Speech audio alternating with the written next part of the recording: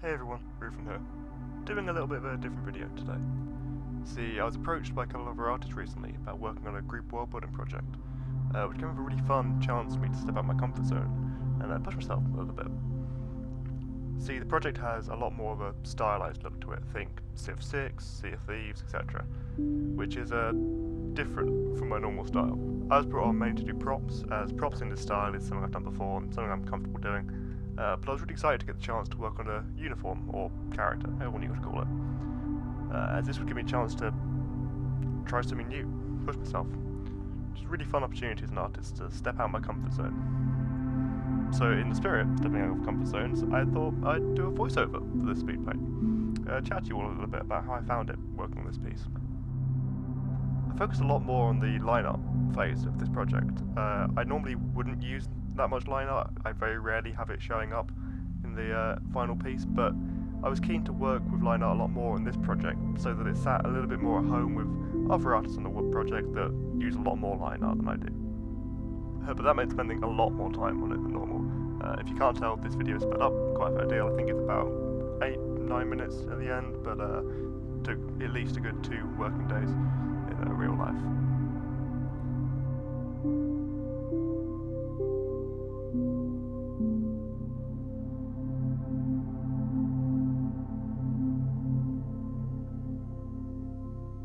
I decided to move on to the painting phase quite quickly in my second round of iteration. See, you hear people say trust the process all the time, but that's a lot harder to do when it's a process you're not used to. And so I think it was a lot of artists find is that when you're trying a new style out, or even just an old style, the one you haven't done in a while, it's quite useful sometimes to get quite quickly into the rendering stage and do a lot of problem solving at that point. I wouldn't normally recommend it, but it's good sometimes when you're unsure of how the final piece will look to be able to visualize it quicker.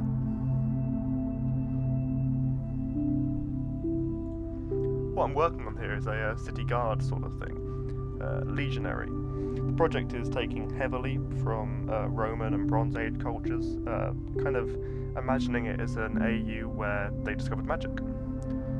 So I was working with a lot of references from, as I say, Roman legionaries, auxilia, trying to keep it feeling Roman, but having a little bit more of a fantasy feel to it.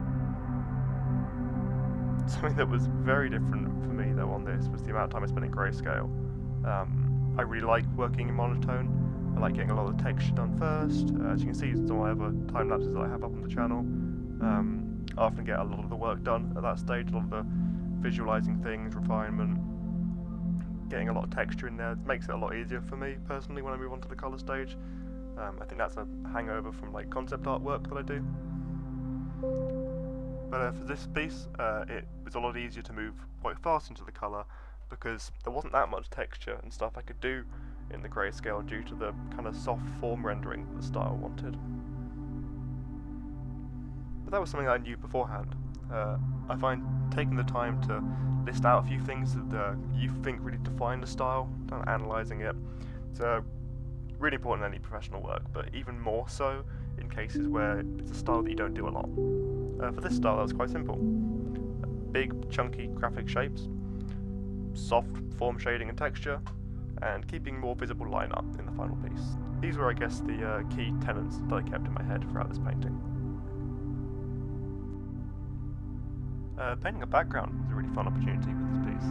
I've been doing a lot more spot illustrations, stuff without a background recently, so it's really fun to get the chance to paint a little sort of area that this guy could live in, even if it was super basic. You could see me there bringing in a reference from Sea of Thieves for the environment. That's something I'd always recommend doing if you're drawing something that you've not done a lot before. References really do save lives.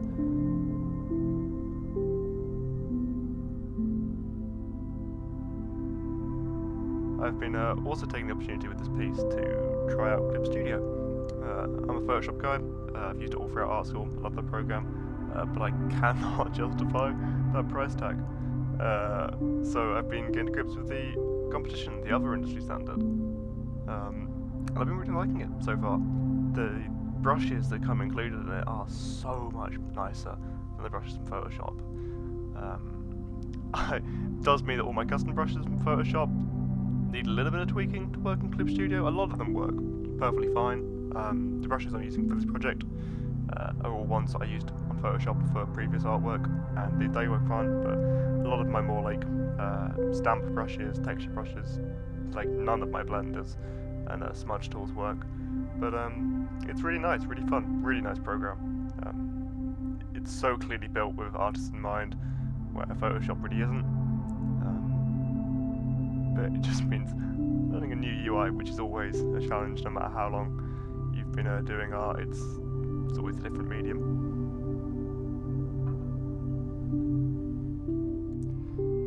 The shield was something that I unexpectedly found a challenge on this piece. I've done a lot of shields before. I really like drawing shields. I find them normally quite easy, but with this one, something about the subject matter just felt it was a real challenge. I think the fact that the colour palette felt a lot more like Greek inspired, and yet I wanted it to feel more Roman, meant a lot of tweaking with the design. I sort of ended up with a pretty basic design on it, but adding more like sort of rondels, I guess, whatever they'd be called, like little bronze studs into the outside of the shield to add a little bit more of that sort of Roman texture and pull it a little bit away from the sort of more Spartan hoplite look that the shield kind of had at that point. But as always, the minute I started adding texturing to it, I was a lot more happy with how it looked. And then, yeah, adding in these like kind of water droplet inspired gems. I felt at this point like these characters aren't supposed to have magic, but they do inhabit a magical setting, and they just didn't feel like they did at that point. It felt stylized, but that was kind of as much it strayed from realism, whereas I wanted the costume itself to have elements where you were a little bit intrigued as to what's going on in it.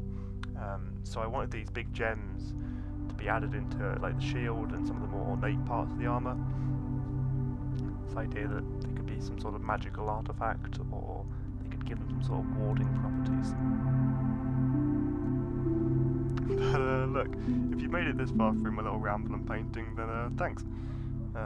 As I say, this is something new for me, so do let me know if this, like voiceovers are the sort of thing you want to hear more of with my time lapses, and if you want to see more of the sort of work I normally do, there's a link in the description to my Instagram. I post there at least once a week, so go check it out. And yeah, this is the final piece. I'm really happy with how it came out.